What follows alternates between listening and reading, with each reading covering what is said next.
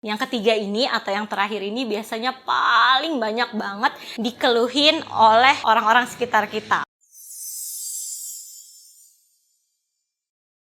Assalamualaikum warahmatullahi wabarakatuh. Halo teman-teman Pratista. Ketemu lagi ya sama aku Anissa Rahmanita. Kali ini kita mau membahas sesuatu yang berbeda lagi. Kita mau membahas 3 hal yang salah kaprah tentang passion. Passion itu apa sih? Pasti teman-teman sering dengar kata-kata passion ya. Aku mau kerja di passionnya aku. Ih, kamu enak banget ya passionnya menari. Passionnya ini, passionnya itu. Pasti udah sering banget kedengaran di telinga kita. Tapi teman-teman tahu nggak sih passion itu apa? Passion itu adalah ketika kita melakukan suatu aktivitas, kita mencintai aktivitas tersebut, dan juga kita merasa tertantang dengan aktivitas tersebut. Jadi ada cintanya, ada tertantangnya nih teman-teman. Nah, kali ini ada 3 hal yang sering salah kaprah tentang passion itu sendiri yang akan kita bahas. Yang pertama, passion itu adalah tentang hal-hal yang bikin happy aja. Salah besar teman-teman.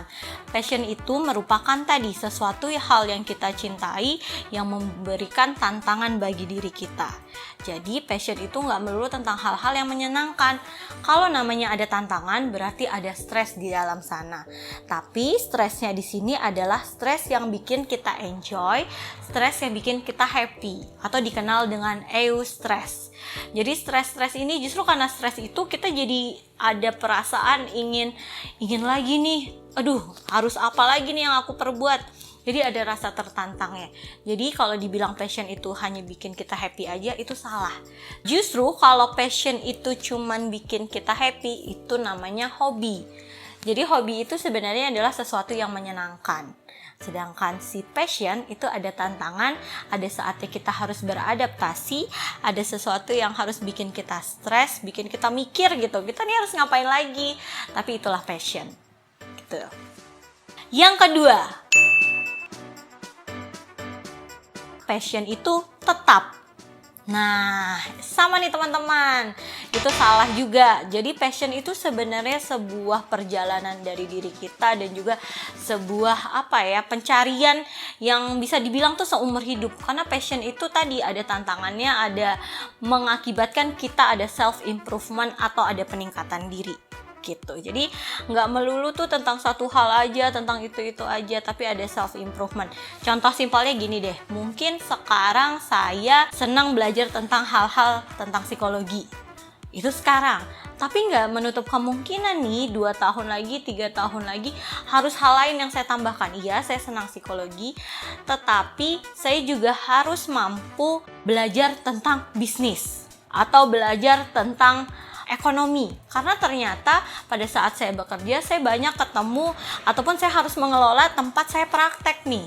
Jadi tadi passionnya bukan sekedar saya sebagai psikolog yang suka berbicara di depan saja, tapi saya juga harus belajar bagaimana caranya saya manajemen, bagaimana caranya saya berbisnis, bagaimana saya tahu tentang angka-angka. Nah, itulah namanya passion. Jadi passion itu tidak menetap cuma sekedar satu hal aja, tapi memungkinkan kita untuk ada self improvement juga. Harus ada perkembangan pada diri kita dan disesuaikan lagi dengan diri kita. Jadi, teman-teman harus ingat pada saat kita bertambah usia, itu juga kebutuhan kita tuh bertambah. Keinginan kita juga bertambah. Makanya harus diimbangi tadi. Yang ketiga ini atau yang terakhir ini biasanya paling banyak banget dikeluhin oleh orang-orang sekitar kita. Atau aku paling sering dengar banget nih di poin ketiga. Yang ketiga yaitu bekerja itu harus sesuai passion. Gini teman-teman, bekerja dengan passion itu sebenarnya sesuatu hal yang berbeda. Itu yang harus dipahami dulu. Benar, kita memang harus bersyukur apabila pekerjaan kita sejalan dengan passion kita. Itu merupakan anugerah besar buat teman-teman. Tapi ingat, ketika kita bekerja, itu nggak melulu tentang hal-hal yang kita sukai, itu nggak melulu tentang apa yang kita minati saja, atau yang menjadi keinginan kita saja.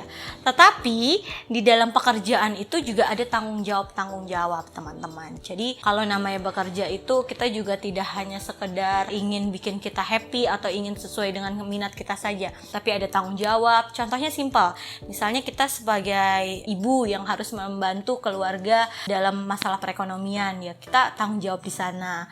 Atau kita sebagai anak yang dengan usia kita yang sudah di atas 20 tahunan dan dewasa, kita harus mandiri secara finansial.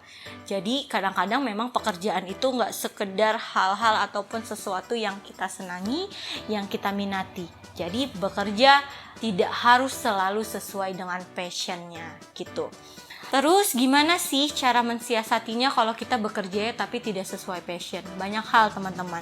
Kalian bisa jalanin atau mengaktualisasikan diri kalian di hari weekend misalnya, ataupun kalian bisa sambil bekerja dan sambil mengelola passion yang sesuai dengan kalian setelah pulang kerja. Misalnya kalian sebenarnya nggak terlalu suka nih bekerja yang di dalam ruangan, kalian suka yang outdoor. Mungkin setelah bekerja kalian bisa atur waktu untuk melakukan kegiatan-kegiatan yang outdoor.